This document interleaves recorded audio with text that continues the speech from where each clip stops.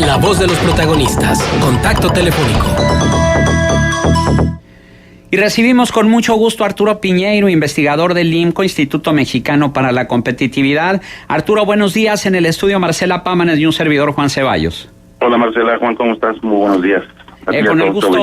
Con el gusto de saludarte, Arturo, y de que compartas con el auditorio la información de la presentación de este índice legal de obra pública, evaluación de la calidad del marco jurídico estatal, sobre todo tomando en consideración que el sector de la construcción de obra pública es donde la corrupción gubernamental ha sentado más sus reales. Y en este sentido, bueno, ¿cómo estamos a nivel nacional y cómo están los estados de nuestro país en materia de calidad de marco jurídico?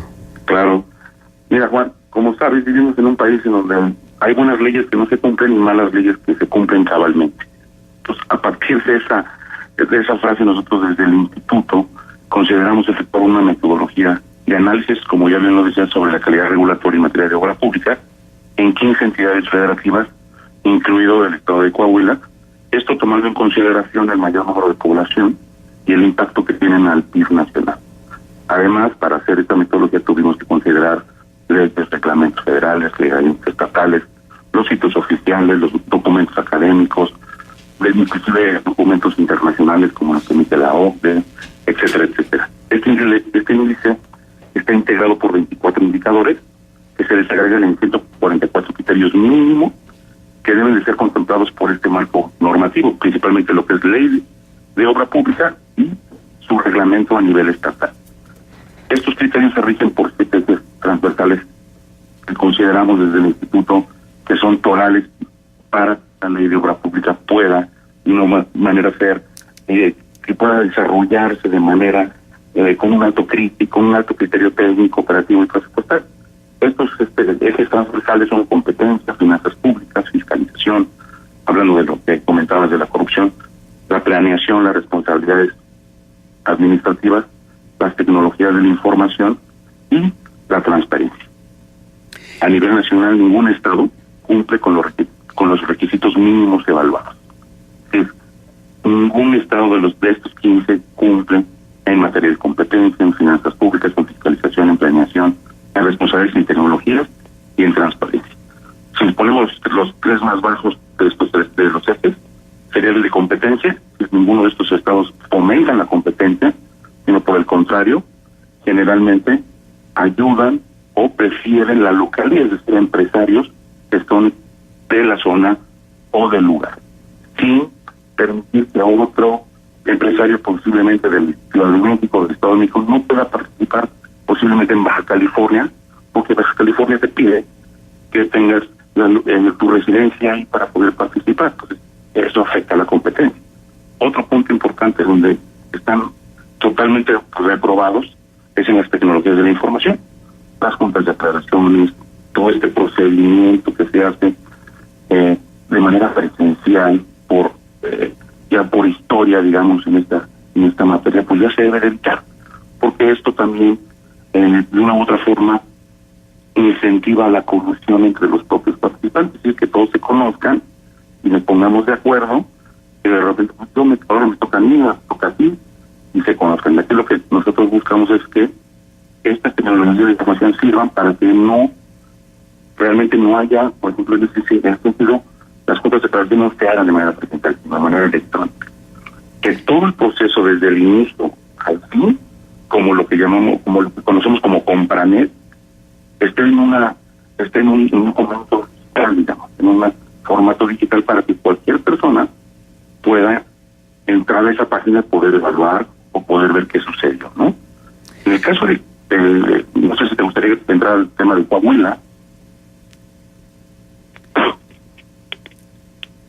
Vivimos en un país donde hay buenas leyes que no se cumplen y malas leyes que se cumplen cabalmente. Esto lo dijeron en la presentación de este índice legal de obra pública, y me parece contundente esto. Un país donde hay buenas leyes que no se cumplen y malas leyes que se cumplen cabalmente. Y dentro de este mismo reporte precisamente hacen referencia al estado de Coahuila, donde carece de un marco legal. La ley de obra pública no cuenta con un reglamento, lo que provoca una regulación deficiente en la materia y la pulverización de normas administrativas. Así es. ¿A qué se debe eso, Arturo? Es decir, hay leyes, pero las leyes no se cumplen. Claro. Pero también faltan leyes que se deben cumplir. Claro. Sí, mira, aquí el problema deriva en lo que nos conviene aplicar si lo aplicamos a cabalidad. En lo que ya no nos conviene ya no lo aplicamos a cabalidad. En este caso de Coahuila, con otras entidades como Querétaro, no cuentan con este reglamento. ¿Y qué sucede? Generalmente el reglamento te da la operatividad de la obra pública, es decir, ya el manejo operativo técnico de la misma, la bitácora, cómo se van a desarrollar los pagos, la suspensión, la terminación de la obra, la entrega, etcétera. Pero ya te lo va a dar de manera detallada. Cuando tú no tienes este tipo de reglamentación, abres un espacio a la discrecionalidad por parte de las secretarías, o en el caso, generalmente, alguna secretaría que se encargue de esa contratación, pues ellos emiten lo que le llaman POVALINES, o las políticas bases o lineamientos, y eso pues hace que cada quien emita su propia normativa administrativa para hacer la contratación. Y eso lógicamente deja en estado, o se puede decir que podría pensarse que no le da certeza pues, a los participantes, principalmente a los que quieran que no sean del Estado, integrarse. Y eso obviamente ocasiona también, como bien dices, que exista corrupción y que exista todo este tipo de malos manejos, e inclusive esta mala planeación antes de hacer la obra como tal, ¿no? En el caso, por ejemplo, del lugar de Coahuila está en el texto dentro de este índice, el cumplimiento lo tienen pues, sobre el 57%, entonces prácticamente está pues, muy por debajo del panzazo, digamos. Un ejemplo claro es, por ejemplo, el gasto de obra pública en el 2016 fue de 2.734 millones de pesos que les aprobaron para infraestructura, y devengaron 1.850 millones, es decir, devengaron menos del 47%, el menos 47%. ¿Y esto qué genera? Esto es un problema de planeación, de las autoridades prácticamente hagan lo que quieran, porque también la ley no les acota, no les permite realizar este tipo de acciones en donde sí haya transparencia, en donde haya una rendición de cuentas, etcétera, etcétera, ¿no? Es decir, si no tenemos este buen marco jurídico, ¿cómo podemos exigirles que haya altos criterios técnicos, operativos y presupuestales? Claro. Estamos charlando con Arturo Piñeiro, investigador del IMCO. Y bueno, no es ningún secreto que hay lacras ancestrales en el sector de la obra pública, como el amiguismo, el compadrazgo, los intereses políticos y económicos, los moches a constructores, de constructores a funcionarios para asignarle las obras, el famoso diezmo, que de diezmo ya no tiene nada, porque hay algunos que piden hasta el 50% del total de la obra. También obras que son mal planeadas, mal ejecutadas, que no son supervisadas, que se entregan a destiempo, con costos muy superiores a los presupuestados. Es decir, una serie de vicios que se vienen repitiendo a lo largo de la obra pública federal, estatal y municipal. ¿Hay alguna fórmula que pueda romper estas prácticas que tanto daño le hacen al erario y a la infraestructura del país? Sí, mira, nosotros desde el INCO siempre que, digo, como sabes, la política pública no tiene la bala de plata ni la estaca, ¿no? Para matar al vampiro de una u otra forma. Pero nosotros desde el INCO siempre que emitimos este tipo de índices tratamos de proponer, y aquí lo dividimos como una primera propuesta le ponemos normatividad de acceso a la información. ¿Qué significa? Es publicar el marco normativo vigente, es decir, que sí lo tengan publicado, porque también es un reto para nosotros como investigadores inclusive ingresar a las propias páginas de los estados y dar con la información. Luego no hay homologación de la información. El tribunal, por ejemplo, tiene una información sobre la ley, el gobernador tiene otra información, la Secretaría de la Contraloría tiene otra información. Realmente se vuelve una maraña de leyes que y muchos de ellos ni siquiera están. Y eso también es un reto, ¿no? Otro, por ejemplo, también es el regular la actuación del mayor número de entes públicos y privados. Es decir, que no exista nada más, es decir, que la propia ley regule a los tres poderes del Estado. Porque eso nos da un poquito más de certeza en que el gobernador, la parte del tribunal, o las asambleas o los congresos locales, pues se van a asumir a esa misma ley de obra, no cada uno hace, se ciñe los propios lineamientos. Otro ejemplo, por ejemplo, para mejorar esto, es habilitar los padrones de contratistas. Pero esto para agilizar el procedimiento, no como una barrera a la entrada, digamos, porque muchas veces hay entidades que te exigen este padrón, pero para participar, y aquí no. Aquí es para eficiencia administrativa, como le llamamos. Por ejemplo, otro punto importante que es como ya muy ambicioso, es tener una ley general de obra pública. Para todos, sin una ley general que se pueda aplicar a nivel estatal y municipal. Y que ya evitar que cada entidad tenga una ley propia, digamos, eso yo creo que le podría lograr que mejore. En este caso a lo mejor nos podrán acusar de ser centralistas, etcétera, pero creo que esto puede funcionar, puesto que en el contexto, como bien lo menciona, pues no está funcionando, ¿no? Otra, por ejemplo, propuesta es tener supuestos de excepción a la licitación pública, pero que sean justificados, asegurar que los procedimientos de invitación, por ejemplo, restringida, sí sean competidos, eliminar barreras a la participación con base en estos criterios geográficos y ventajas indebidas, lo que te platicaba hace rato de lo de Baja California, exigir para todos los casos la realización previa, una investigación de mercado, es muy importante, generalmente nadie la hace, los proyectos y estudios y la autorización de esos recursos. Muy importante, y no por mencionártelo al final, pero consideramos que es oral para que esto funcione, restringir la participación de colegios o cámaras empresariales en los comités técnicos. No puede ser que todavía haya legislaciones que permitan que estos colegios o cámaras empresariales, que aún cuando tienen una gestión positiva dentro de este comité, siempre y cuando no interfieran en las decisiones para elegir a quién van a contratar, etcétera, etcétera. Eso sí, nosotros buscamos siempre frenar ese tipo de, digamos, interferencia por este tipo de colegios o cámaras. Incluir el testigo social, creo que eso es muy importante.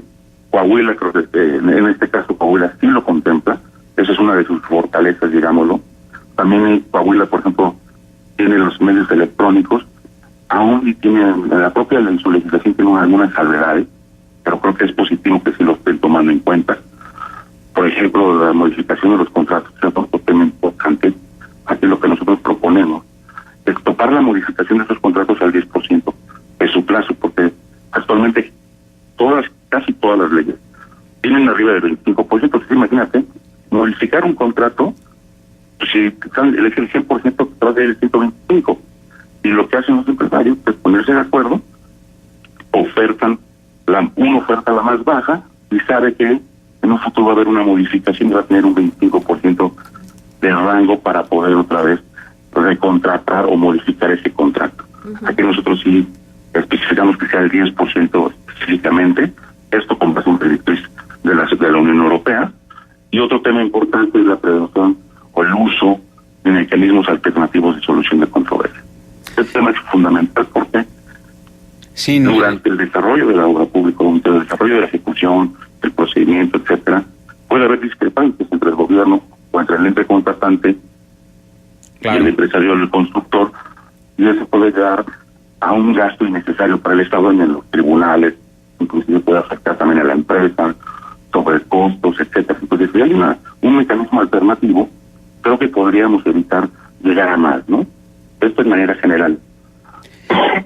Sin lugar a dudas, todas estas propuestas del IMCO de normatividad y acceso a la información, de asegurar la mejor oferta, de control y verificación, son muy plausibles. La pregunta, Arturo, sería, ¿Qué posibilidades hay o qué expectativas tiene el IMCO de que tanto las autoridades de los 3 niveles de gobierno como las constructoras pudieran aceptar estas propuestas y hacerla realidad, sobre todo ante la gran cantidad de intereses económicos y políticos que hay alrededor de la obra pública? Sí, mira, aquí es fundamental tomar en cuenta que el gobierno debe ser transparente, es decir, ya no es una opción para el gobierno el no serlo, tiene que rendir cuentas, tiene que ser objeto de fiscalización. Es decir, la parte gubernamental ya no tiene pretexto para hacerlo. Que no lo quieran hacer, ese es otro tema, digamos, ¿no? El empresario, pues obviamente tiene interés por sus agregados en el caso de los colegios, por las cámaras, etcétera. Yo no estoy, o no estamos al 100% en contra, simplemente que no interfieran en la evaluación, en la evaluación de la decisión final, digamos. Pueden participar siempre y cuando no tengan, digamos, voto. Aquí el detalle es que ya el gobierno ya no puede decir no quiero, no puedo o no debo, simplemente tienes que hacerlo. Y creo que nosotros responsablemente les estamos dando algunos puntos que consideramos que son importantes y mínimos, porque estos criterios son mínimos los que tienen que haber cumplido, y si imagínate, casi ninguno, Estado está cumpliendo, el problema ya es a nivel nacional. Y esto pues, se refleja en que en millones y millones de pesos devengados en un caso, y por otro lado, en millones y millones de pesos que no se gastan, o en su caso se gastan mal, y esto se viene en una deficiencia en el gasto público, y cuando viene una auditoría, pues siempre revela que hay fallas en ese sentido. Entonces realmente aquí debe de haber voluntad de parte del gobierno, voluntad de parte del empresariado, de empezar a cambiar esta inercia, ¿no? ¿Por qué? Porque esto está generando o ha generado pérdidas millonarias para el erario y principalmente para la ciudadanía, que finalmente pues es el objetivo final de este tipo de obra pública, digamos, ¿no? Uh-huh. Arturo, buenos días, le saluda Marcela Pámanes. Hola. Escuchando, la verdad es que esto me remitió a muchos ejemplos que tienen que ver, por ejemplo, con las ampliaciones de obra, que ahí es donde comentaba la manera en que se viene haciendo en muchos municipios, en muchos estados. Pues, se otorga, se hace la licitación, se otorga al mejor postor aparentemente, postor que luego de pronto pudiera estar de acuerdo con la autoridad o con la reguladora de la licitación, y entonces luego se hace una ampliación de obra y ahí está la ganancia muchísimo superior a lo que se supone que tendría que haber sido en su momento. Y esta es una manera de operar que yo creo que es muy conocida por los empresarios constructores. Pero escuchando todo esto, yo voy de acuerdo, lo que tenemos que proteger es el dinero público. Y sin embargo, también veo que los constructores son los más dañados cuando participan de pronto en las licitaciones y en la obra pública. ¿Por qué? Porque son los que están en la fila para que les paguen. Nosotros aquí en Coahuila hemos tenido situaciones como esta, ¿no? Donde los constructores declaran que prácticamente están en situaciones muy difíciles económicas porque han sido proveedores del Estado y finalmente no terminan de pagarles el dinero. Entonces aquí hay como un círculo vicioso medio perverso donde nadie sale ganando, nada más que el que domina, el que controla el dinero. Exacto. No, y estoy totalmente de acuerdo.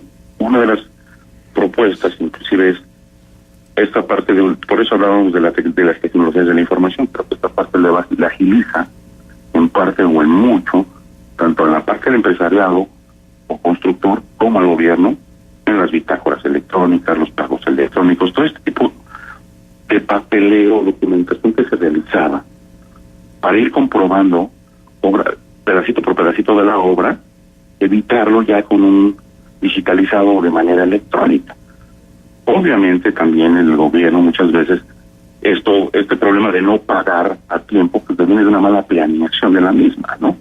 Ya hablamos, en este caso Coahuila tiene retos en este sentido también, y el país en general, todas las entidades tienen retos en esa parte de la planeación. Es decir, en México no se planean las obras, y eso sí es un problema. Uh-huh. Y un problema en que al final de cuentas le afecta a quién, por un lado al constructor, le afecta al Estado y le afecta a la ciudadanía, ya como el último eslabón digamos, de esa cadena. Si no hay competencia, esto también es un problema, porque también los empresarios luego se ponen de acuerdo, o hay estos famosos acuerdos colusorios. No hay competencia, entonces digamos que el Estado está obligado a la parte de la fiscalización a revisar sus cuentas y hacer una buena planeación de las mismas. Y desde la buena planeación de la obra, por ejemplo, una investigación de mercado. No hacen investigación de mercado tampoco. Entonces, creo que es, digamos, lo que refleja es que desde la propia normatividad ya hay problemas. Es decir, para el empresariado y para el gobierno, pues ellos se basan estrictamente en lo que dice la ley. Pero si la ley no está bien hecha, o no tiene las herramientas adecuadas o los elementos adecuados, y en el caso de Coahuila no tiene un reglamento, pues es mucho peor, porque cada quien prácticamente se va por la libre y ocasiona que esos problemas que muy bien menciona. Claro, sí, esto es desgraciadamente una historia que se cuenta una y otra y otra vez. Y bueno, creo que también parte del cometido será acabar con los consentidos de cada administración. Trátese de los sexenios estatales o inclusive de los municipios y por supuesto del gobierno federal, ¿no? Donde vemos que 3, 4 constructoras, además luego vinculadas con casos de corrupción notables, son los consentidos y son a los que se les otorga de una y otra manera, pues prácticamente toda la obra. Y ahí, por ejemplo, las declaraciones de Carlos Slim en función de lo que significaba la construcción del nuevo aeropuerto. Pero bueno, estas son historias que ya más o menos conocemos y que tendremos que seguir contando. Arturo Piñeiro, investigador del IMCO, nuestro agradecimiento por tu valiosa participación, como siempre, aquí en Contextos. No, a ti, Juan, muchas gracias, que tengan muy buena idea. Saludos a todos por allá. Buenos días.